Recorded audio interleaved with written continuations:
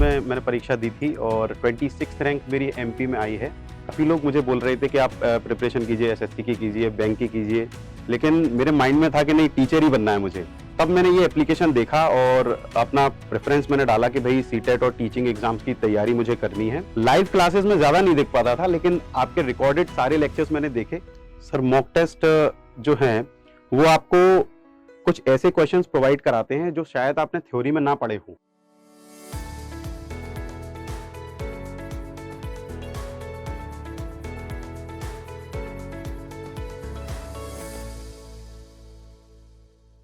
साथियों नमस्कार। आज हम रजत सिंह परमार के साथ में हैं, जिन्होंने एमपी टेट की परीक्षा पास करके एक रिकॉर्ड कायम करने का काम किया है। रजत सिंह परमार एक ऐसे साथी हैं हमारे, जिन्होंने न केवल शिक्षक बनने की ठानी है, बल्कि अब आगे भी इनका एक इरादा है कि मैं उन सभी बालकों के लिए, उन सभी बच्चों के लिए, उन सभी छात्रों के लिए भी कुछ जीवन में करूंगा जो कि गरीब हैं, जिनके पास में पढ़ने लिखने के लिए पैसा नहीं है। तो साथियों, जिसने पहले खुद सफलता हासिल की है, जो शिक्षक बना है, अब वो आगे भी अपने जीवन में बाकी छात्रों के लिए, बाकी बच्चों के लिए भी कुछ कर गुजरने का भाव रखता है।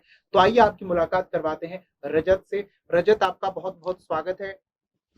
धन्यवाद सर आपका। सबसे पहले तो आपका बहुत-बहुत धन्यवाद कि आपने मुझे इस लायक समझा कि मैं आपके साथ बैठ के बातचीत कर सकूँ, और बहुत-बहुत सच में दिल से धन्यवाद आपका सर कि मुझे। रजत, इसमें आपने जो मेहनत की है ना, उस मेहनत के ही बलबूते आप अपनी जिंदगी में हर कदम जो आपका सफलता की ओर बढ़ता जा रहा है, उसके हिसाब से न केवल आज आप यहाँ हमसे मुलाकात करने के लिए पहुंचे हैं, बल्कि मैं तो ये चाहूंगा कि एक दिन आप अपनी जिंदगी में हमारे देश के अंदर बहुत बड़े मुकाम तक पहुंचे, जहां पर आपके राज्य के मुख्यमंत्री तक आप लोगों से मुलाकात करने के लिए आपको बुलावा दें। क्योंकि आपने न केवल खुद में, अपने आप में ही खुद को सफल बनाने की ठानी है, बल्कि आपका एक सपना भी है कि मैं अपने राज्य के बच्चों के लिए भी कुछ ना कुछ करूं। तो बहुत आप जब कल को शिक्षक के तौर पर कार्य करेंगे, तो आप इतने अच्छे से कार्य करेंगे, मुझे विश्वास है कि आपके राज्य के जो अधिकारी मंत्री लोग हैं, वो भी आपसे मुलाकात करने के लिए जरूर ये सोचेंगे कि हमारी भी रजत से मुलाकात हो, तो हम भी समझें कि रजत क्यों, किस प्रकार से बालकों को बेहतर बनाने के लिए कार्य कर रहा है। तो आपके जिस प्रकार से जो कुछ गोल हैं जिंदगी को लेकर के, शिक्षा के क्षेत्र में आप क्यों आए हैं, उन पर आपके साथ में मैं चर्चा करूंगा। जी। आपकी रैंक क्या आई है, मेरे सभी प्यारे साथी जानना चाहते हैं। तो रजत, शुरुआत करते हैं कि आपने कौन सी परीक्षा दी थी, आपकी रैंक कौन सी आई थी, बताइए। जी सर, मैंने अभी एमपी टेट 2020 में जो नोटिफ़िकेशन आया था, उसका जो एग्ज़ाम हुआ है अभी 2022 में हुआ है। तो उसमें मैंने परीक्षा दी थी और 26th रैंक मेरी एमपी में आई है, और 126 आउट ऑफ 150 मैंने मार्क्स उसमें हासिल किए हैं सर। बहुत बढ़िया। तो आपने शिक्षक बनना ही क्यों चाहा, क्या कारण है उसके पीछे? सर, कारण मतलब जब मैंने 12th पास किया था, तो एक छोटा-सा वाक़या है, मैं आपके साथ बताना चाहूँगा। गणेश जी का पंडाल लगा हुआ था, जी। तो मुझे बोला गया कि आप जाके बैंड वालों को बुला लाइए, जी। और मैं बुलाने गया। हाँ। और जब मैं बुलाने गया तो वहाँ एक बड़ा व्यक्ति था, मतलब उम्र उसकी ठीक थी। जी। मैंने उससे कह दिया कि भई आप बैंड वालों को भेज दीजिए हमारे यहाँ, मैं एड्रेस दे के आ गया। और जब उसने भेजा तो 2 छोटे-छोटे से बच्चे आए थे सर बैंड बजाने के लिए। ठीक है। तो मुझे उस समय बड़ा फ़ील हुआ कि टीनेज में था मैं, और भावनाएँ थोड़ी-सी प्रबल रहती हैं, आप जानते हैं। हाँ। तो मुझे ऐसा लगा कि भई इनके लिए कुछ करना चाहिए। तो मैंने उनसे बोला भी कि भई आप क्या करते हैं, पढ़ने जाते हैं या नहीं जाते हैं? तो उन्होंने मुझे मना कर दिया कि नहीं, अभी हम कभी-कभी पढ़ने जाते हैं, यही काम करते हैं मम्मी-पापा के साथ। तो मैंने उन्हें इनवाइट किया कि आप मेरे घर पे आइए कल से। मैंने अपना घर दिखाया है, 4 बजे से 5 बजे से आप मेरे घर पे आइए, मैं आपको पढ़ाऊँगा। लेकिन वो आए नहीं, और मुझे ऐसा लगा कि भई सच में उन पे कुछ भारी काम होगा, या उनके माता-पिता ने आज्ञा नहीं दी होगी, इसलिए वो नहीं आए। लेकिन तब मैंने सोचा कि भई अगर मैं लोगों को पढ़ा सकूँ, कुछ कर सकूँ उनके लिए, ज्ञान दे सकूँ थोड़ा बहुत भी जितना मेरे पास है, तो मैं अपने आप को खुशनसीब समझूँगा सर। बिल्कुल। देखिए, रजत ने तो जो रियल लाइफ है उसके साथ में कनेक्ट करते हुए साथियों वो सब कुछ हमें बता दिया कि कैसे हमारे देश के अंदर बाल मजदूरी हो रही है, कैसे बच्चे पेट को भरने के लिए दिन रात काम करते हैं, गरीबी बहुत ज्यादा है। तो हमारे देश के अंदर बहुत सारी समस्याएं हैं, और उन समस्याओं को दूर किया जा सकता है इस देश को शिक्षित बना करके ही। हर एक बालक के पास शिक्षा होगी, हर बालक के पास रोजगार होगा। आप लोग भी रजत की तरह एक दिन शिक्षक बनेंगे। तो रजत से अब ये भी जानेंगे हम कि उन्होंने इस परीक्षा को पास किया कैसे? इन्होंने क्या कुछ स्ट्रैटेजी इसके लिए फॉलो की थी? और आखिरी का जो समय जब बच्चे बहुत ज़्यादा डरते हैं, जब उनकी परीक्षा नज़दीक होती है, उस वक़्त इन्होंने खुद को मोटिवेट कैसे बनाए रखा? मॉक टेस्ट जो इन्होंने मेरे प्यारे साथियों सोल्व किए थे, उनका क्या रोल रहा? प्रीवियस ईयर पेपर, तो बहुत कुछ मैं जानता हूँ आप लोगों के मन मस्तिष्क में इस वक़्त चल रहा होगा। बायजूस एग्ज़ाम प्रेप के साथ में जब अपनी तैयारी शुरू की रजत ने, तो उनकी यात्रा कैसी रही बायजूस एग्ज़ाम प्रेप के साथ में जानेंगे। तो आपने कब से तैयारी करना शुरू किया था? क्यों आपने तैयारी करना शुरू किया बायजूस एग्ज़ाम प्रेप के साथ ही और आपकी जर्नी कैसी रही? रजत बताइए। सर मैंने प्रिपरेशन स्टार्ट की थी इन 2017 जब मैं ग्रेजुएट हुआ था। तो ग्रेजुएशन के बाद काफ़ी लोग मुझे बोल रहे थे कि आप प्रिपरेशन कीजिए, एसएससी की कीजिए, बैंक की कीजिए, लेकिन मेरे माइंड में था कि नहीं, टीचर ही बनना है मुझे। तो मैंने घर वालों से बोल कर के भाई नहीं, पहले मैं डीएलएड करूंगा। वो घर वाले खिलाफ थे उसके कि भाई आप डीएलएड क्यों कर रहे हो, आप कुछ और भी कर सकते हो। लेकिन मैंने डीएलएड किया और उसी डीएलएड की बदौलत में ये परीक्षा दे पाया। बायजूस एग्जाम प्रेप से मतलब प्रेप के साथ मैं तब से जुड़ा हूँ जब से ये बायजूस एग्जाम प्रेप ना होकर के ग्रेड अप था। तो तब मैंने ये एप्लीकेशन देखा और अपना प्रेफरेंस मैंने डाला कि भाई सीटेट और टीचिंग एग्जाम्स की तैयारी मुझे करनी है। और तब मैं क्या है मतलब कोर्स मैंने कोई इनरोल नहीं किया था।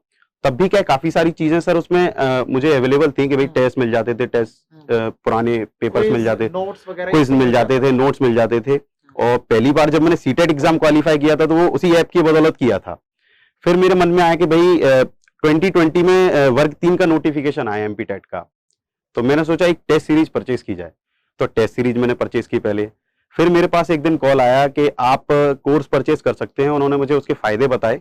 तो मैंने 2 साल का सब्सक्रिप्शन, जो सुपर सब्सक्रिप्शन हुआ करता था, तो वो लिया था मैंने सर। तो उससे तैयारी मैंने शुरू की। मेरा क्या थोड़ा बिजी शेड्यूल भी रहता था। मैं एक टीचर भी हूँ सर, प्राइवेट टीचर हूँ, मैं काम कर रहा हूँ मैं ग्वालियर में ही। तो लाइव क्लासेस में ज्यादा नहीं देख पाता था, लेकिन आपके रिकॉर्डेड सारे लेक्चर्स मैंने देखे और पूरा कोर्स कवर करने की कोशिश की कि भाई पूरा कोर्स कवर करने की कोशिश की, उसके सारे नोट्स बनाए और वीकली कम से कम एक टेस्ट में जरूर देता था। जब से इसका नोटिफिकेशन आया है मैंने कम से कम 150 मार्क्स से 100+ टेस्ट दिए होंगे। और टेस्ट को एनालाइज करके जो क्वेश्चन मेरे गलत होते थे या जिन पर मुझे डाउट रहता था, एक रजिस्टर में भी मैं नोट कर लेता था कि भाई एग्जाम से पहले मैं 2-4 दिन पहले उन्हें जरूर पढ़ूंगा। तो उससे भी काफी हेल्प मिलती थी सर। यहाँ पर 3 पॉइंट निकल कर के आए। पहला पॉइंट आपने ये कहा कि आप जो है नोट्स बनाते थे। जी सर। तो हमारे कई सारे साथी ऐसे रहते हैं जिनको ये लगता है कि हमें सब कुछ मिल गया है, बहुत सारी बुक्स हम अपने पास इकट्ठी कर लें और बस उन किताबों से हम सब कुछ पढ़ लेंगे, पेपर पास हो जाएगा, अपने नोट्स बनाने की ज़रूरत नहीं है। तो आपका क्या मानना है, अभी तक आपका जो अनुभव रहा उसके आधार पर आपने खुद भी नोट्स बनाए, जी जी। क्या हर एक छात्र को हमें खुद से नोट्स बनाने चाहिए? बिल्कुल सर, खुद से नोट्स बनाने चाहिए। छात्रों की आजकल समस्या क्या है, मैं देखता हूं कि उन्हें क्या है, चीजें शॉर्ट में मिल जाएं। एक बुक वो परचेस कर लेते हैं, फिर उन्हें लगता है कि यार भाई इतनी मोटी बुक है, इससे भी छोटी कोई मिल जाए। तो एक बुक खरीदने के बाद उसे पूरा नहीं पढ़ा जाता है। मैं क्या, एक ग्वालियर में एक इंस्टीट्यूट है, तो वहां मैं एमपी टेट के स्टूडेंट्स को कोचिंग भी दे रहा था, इंग्लिश पढ़ा रहा था मैं। तो वहां भी स्टूडेंट्स के यही सवाल रहते थे कि सर कौन सी बुक लें, क्या बुक लें, क्या नहीं लें। तो मैं उन्हें यही कहता था कि भाई आप एक बुक लीजिए, उसे कंप्लीट कीजिए, कि भाई कंप्लीट उसे पढ़ना है और नोट्स जो हैं वो आप अपने हाथों से बनाइए। क्योंकि भाई अपने हाथों से आप नोट्स बनाओगे तो आपका खुद का एक्सपीरियंस है जो आपको लंबे समय तक याद रहेगा। बिल्कुल। दूसरे के नोट्स आपको थोड़े समय के लिए ध्यान रहेंगे या समझ में नहीं आएंगे, हो सकता है। तो कोई भी बुक परचेस करें, पूरा पढ़ें उसे।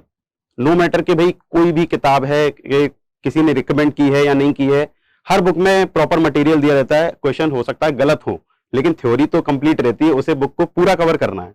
बिल्कुल। और जो भी आप कोर्स देख रहे हैं, जैसे मैंने बायजूस एग्जाम प्रेप पे कोर्स देखा, तो उसके सारे वीडियोस मैंने कवर करने की कोशिश की और अपने हाथों से नोट्स बनाए।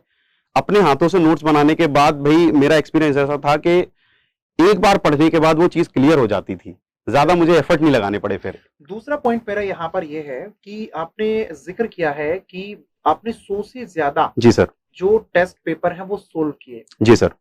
कुछ 5, 7, 10 मैक्सिमम 15-20 पेपर देने के बाद ही क्या आपको ये कॉन्फिडेंस नहीं आया पेपर पास हो जाएगा? क्योंकि बहुत सारे छात्र हमारे ऐसे रहते हैं, ऐसा हम पाते हैं कि जिनको ये लगता है कि बस उन्होंने कुछ पेपर अपने सोल्व कर लिए, कुछ टेस्ट उन्होंने दे दिए, बस अब तो सीधा परीक्षा देंगे जाकर और परीक्षा पास हो जाएगी। आपने 100 पेपर क्यों सोल्व किए? क्योंकि सर आप ही से सीखा है कि जैसे जो विकास है वो निरंतर चलने वाली प्रक्रिया है। तो कोई भी आप काम करते हैं अगर उसमें कंटिन्यूटी नहीं है जी। तो फिर वो मतलब सक्सेसफुल नहीं हो पाएंगे आप उसमें। यानी कि जितना ज्यादा प्रैक्टिस करेंगे, जी उतना सर, ज्यादा हम बेहतर होते जाएंगे। बिल्कुल सर, बिल्कुल सर। थॉर्नडाइक का नियम भी यही जी कहता सर। है, अभ्यास का नियम। जी। तो साथियों देखिए कितनी मेहनत रजत ने की है, खुद से नोट्स भी बनाए हैं। नोट्स बनाने के साथ-साथ में इन्होंने प्रैक्टिस भी बहुत ज़्यादा की है। 100 से ज़्यादा टेस्ट साथियों ये कह रहे हैं, इन्होंने सॉल्व किया है। अच्छा, आपने यहाँ पर थर्ड पॉइंट जो मुझे पूछना है वो ये है कि आपने अभी ज़िक्र किया है कि बायजू एग्ज़ाम प्रेप पे आप लाइव क्लासेस नहीं ले पाते थे, तो आप रिकॉर्डेड क्लासेस देख लेते थे। जी सर। तो ये फीचर आपको अच्छा लगा कि लाइव ना देख पाएँ तो रिकॉर्डेड देख लें? जी सर, काफ़ी अच्छा लगा क्योंकि ऐसा होता था मैं खुद क्या एक प्राइवेट टीचर हूँ, मैं एक कोचिंग चलाता हूँ, एक स्कूल में भी पढ़ाता हूँ, तो इतना समय नहीं मिल पाता था। लेकिन जितना भी समय मिला रिकॉर्डेड लेक्चर्स होते थे और उसमें ये फीचर भी बहुत अच्छा था कि भई अपने डाउट्स आप बाद में भी क्लियर कर सकते हो। तो रिकॉर्डेड लेक्चर ही मेरे लिए काफ़ी काम करे। अच्छा, आपने जब अपनी प्रैक्टिस शुरू की, आपने अपना पढ़ना शुरू किया, लाइव क्लासेस आपने देखी, खुद से भी आपने नोट्स बना कर के अपनी पढ़ाई की, तो उस दौरान आपको क्या लगता था कौन-सा ऐसा सब्जेक्ट है, जो आपको लगता था ये बहुत ज़्यादा मुश्किल है, मैं शायद कर नहीं पाऊँगा या मुझे इसमें ज़्यादा मेहनत करने की ज़रूरत है? CDP sir. Child development and pedagogy एक ऐसा सब्जेक्ट था जो ज़्यादा मैंने नहीं पढ़ा था सर। क्या मैं स्टूडेंट्स को पढ़ा रहा था तो हिंदी है, इंग्लिश है, मैथमेटिक्स है और ईवीएस है, वो मैं पढ़ता रहता था। लेकिन सीडीपी वो बिल्कुल अलग था। डीएड में मैंने पढ़ा था थोड़ा, लेकिन फिर उसके बाद बिल्कुल ही छूट गया था उससे टच। तो सीडीपी पे मुझे बहुत ज़्यादा मेहनत करनी पड़ी, सबसे ज़्यादा मेहनत मैंने सीडीपी पे ही की है सर। और बाकी ऐसा था कि भई सभी चीज़ों पे मेहनत की है लेकिन सबसे ज़्यादा सीडीपी पे ही की है सर। तो मेहनत करने के बाद में इतना कॉन्फिडेंस आया जी कि सर। सीडीपी से रिलेटेड क्वेश्चन अगर पेपर में आएँगे, तो क्रैक कर दूँगा? बिल्कुल सर, बिल्कुल सर। एक चीज़ और मैं बताना चाहूँगा सर, एमपी टेट टेट का मेरा पहला एग्ज़ाम नहीं है। इससे पहले मैंने CTET, UP TET, REET, AWES, MP TET grade 2 ये भी क्वालीफाई किए हुए हैं सर। कितनी अच्छी बात है, इतनी सारी परीक्षाएँ रजत ने पास की हुई हैं और आज हम इनसे मुलाकात कर रहे हैं। एमपीटीटी की परीक्षा इन्होंने पास की है, साथियों अपने राज्य में इन्होंने टॉप किया है। आप भी इनकी तरह साथियों सिलेक्शन लेने का काम कर सकते हैं। अब हम रजत से जानेंगे कि वो कौन-सा सब्जेक्ट है जो इनको बहुत आसान लगता था। हम सबको कुछ बहुत ज़्यादा मुश्किल लगता है, तो कुछ ना कुछ आसान भी लगता है। तो आसान क्या लगता था आपको? सर मुझे जो सब्जेक्टिव मैथमेटिक्स था, वो बड़ा आसान लगता था, क्योंकि मैं कोचिंग पढ़ाता था 10th क्लास तक के बच्चों को। जी। तो उसमें मेनली मैं मैथमेटिक्स और इंग्लिश पढ़ाता था। तो मैथमेटिक्स मुझे ज़रूरत नहीं पड़ी कि भई अलग से सब्जेक्टिव कंटेंट उसका पढ़ना पड़ेगा। हुँ। हाँ, पेडागोजी ज़रूर मैंने उसकी कवर की थी, बायजूस एग्ज़ाम प्रेप के द्वारा। तो साथियों ज़्यादातर जो आप लोग डरे रहते हैं, घबराए रहते हैं, सोचते हैं कि सीडीपी की तैयारी कैसे बेहतर हो सकती है। तो देखिए सीडीपी की तैयारी बेहतर हो सकती है लगातार अभ्यास करके और मैं यहाँ पर बायजू एग्ज़ाम प्रेप के माध्यम से आप लोगों की तैयारी को कैसे बेहतर से बेहतर करवा सकता हूँ, इसके लिए निरंतर प्रयासरत रहता हूँ। रजत ने बताया अपनी यात्रा, अपने अनुभव। तो आप लोगों को कभी भी प्रॉब्लम आए ना, तो आप मुझ तक पहुँचिए। आपकी प्रॉब्लम को दूर करने का काम मैं बखूबी करूँगा। आप लोगों का पूरा साथ दूँगा। आगे बढ़ते हैं और रजत से ये भी जानेंगे कि प्रीवियस ईयर के जो पेपर रहते हैं, इन्होंने कई सारी परीक्षाएँ पास की हुई हैं, मॉक टेस्ट रहते हैं, वहाँ से इनका क्या कुछ अनुभव रहा? सर मॉक टेस्ट जो हैं, वो आपको कुछ ऐसे क्वेश्चंस प्रोवाइड कराते हैं जो शायद आपने थ्योरी में ना पढ़े हों। तो मॉक टेस्ट देना बहुत ज़रूरी है। कुछ बच्चे ये भी सोचते हैं कि भई जब मेरा पूरा कोर्स फिनिश हो जाएगा, तब मैं मॉक टेस्ट देना शुरू करूँगा। लेकिन वो एक बहुत बड़ी गलती होती है कि भई आप शुरू से मॉक टेस्ट दीजिए, उसे एनालाइज़ कीजिए और उसमें ही आपको जो सॉल्यूशन मिल जाता है, उससे आप काफ़ी अच्छी तैयारी कर पाएँगे। क्योंकि कभी-कभी ऐसा होता है कि आपका कोर्स कंप्लीट नहीं हो पाता है, लेकिन मॉक टेस्ट देंगे तो उससे काफ़ी आपको हेल्प मिल जाती है पेपर की तैयारी के लिए। और प्रीवियस पेपर को लेकर आपका क्या कहना है? प्रीवियस ईयर पेपर सबसे ज़्यादा इम्पोर्टेंट है सर।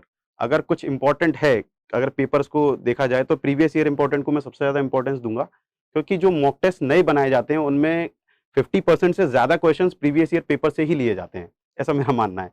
तो प्रीवियस ईयर पेपर में मैंने यूपी टेट, सी टेट के सारे पेपर सॉल्व करने की कोशिश की थी, उससे भी काफ़ी हेल्प मिली सर।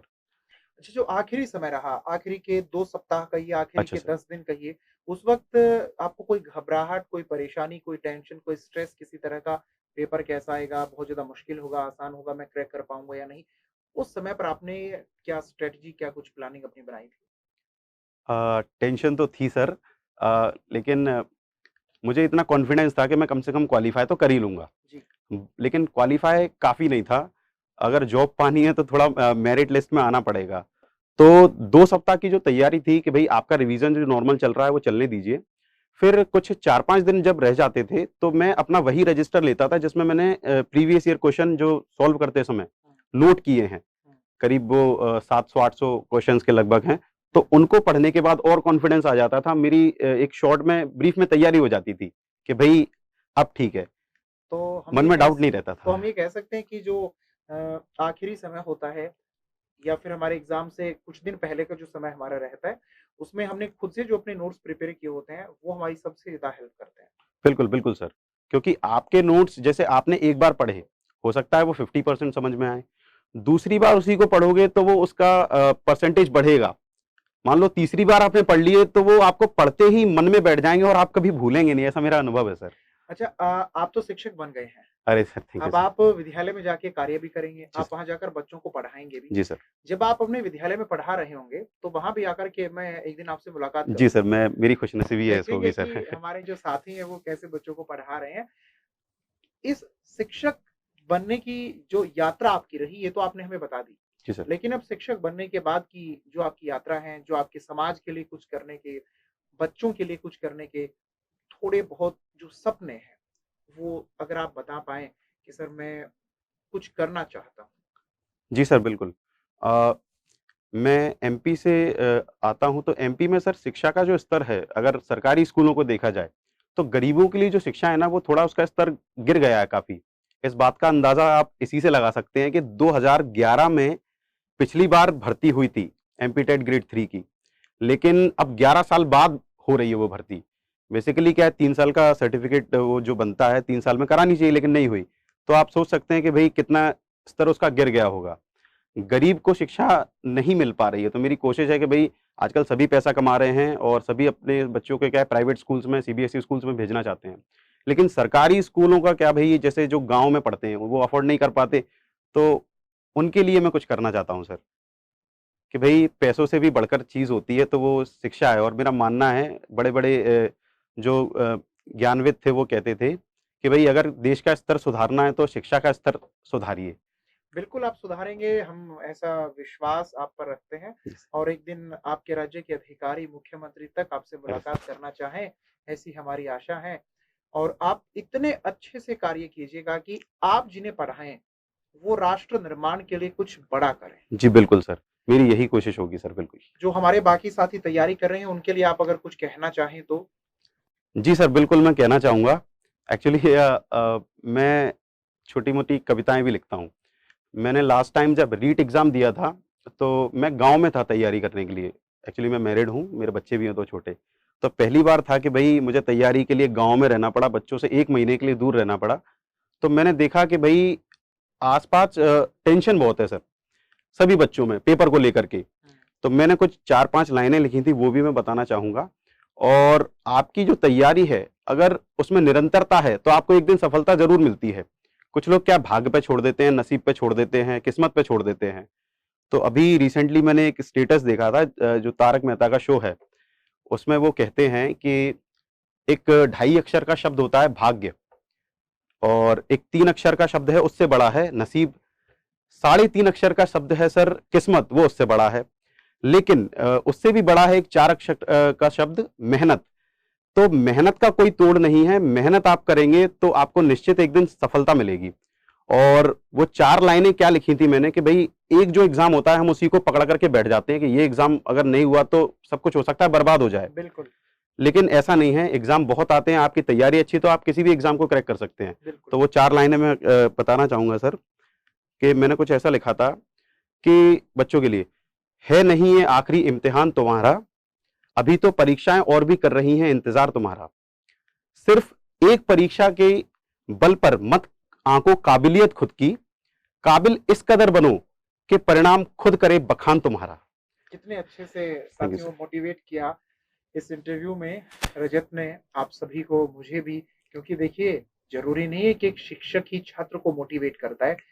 छात्र के द्वारा कहे गए शब्द शिक्षक को मोटिवेट करते हैं कि मैं अब और भी बेहतर, और भी ज्यादा छात्रों के लिए कुछ ना कुछ ऐसा करूं कि उनको भी उनकी जिंदगी के अंदर रजत की तरह सफलता मिले।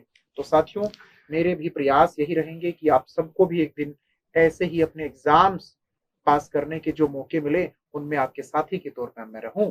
और सुनिए, जैसे रजत आज यहाँ पर बैठे हैं, आप भी आकर के एक दिन बैठेंगे, हम मुलाकात करेंगे। रजत, बहुत अच्छा लगा आपसे मुलाकात करके। जी सर, ये अपनी इस यात्रा के दौरान अपने किसी शिक्षक को लेकर के अगर आप कुछ कहना चाहें। जी सर, मैं आप ही को लेकर के जब मुझे यहाँ से कॉल आया, तो उन्होंने मुझसे पूछा था अगर आप किसी टीचर से मिलना चाहो, तो सबसे पहले आप ही का ज़िक्र मैंने किया कि धन्यवाद। भई मैं आपसे बहुत ज़्यादा प्रभावित था सर, कि भई आप जैसा जो टीचिंग स्टाइल है, वो हर किसी में नहीं होता और आप चीज़ों को क्या है अच्छे से सिंपल बना देते हो। तो मैं भी क्या है सीडीपी पढ़ाने की कोशिश करता हूँ, तो मैं कभी-कभी आपका ही अंदाज़ फ़ॉलो करने की कोशिश करता हूँ, क्योंकि वो बहुत ईज़ी है और समझ में आ जाता है आसानी से सर। तो आपका बहुत-बहुत धन्यवाद सर, ये मेरी खुशनसीबी है कि आपसे मिलने का मौका मिला मुझे सर। आप मुझसे भी बेहतर शिक्षक बनेंगे। और साथियों, ऐसे ही मुलाकात हमारी होती रहेगी, एक दिन आपसे भी मुलाकात हम करेंगे। रजत जब अपने विद्यालय में जाकर के काम कर रहे होंगे, प्रयास करेंगे मैं इनके विद्यालय में जाकर के भी इनका एक इंटरव्यू ले और आप लोगों से फिर से मुलाकात हो। धन्यवाद।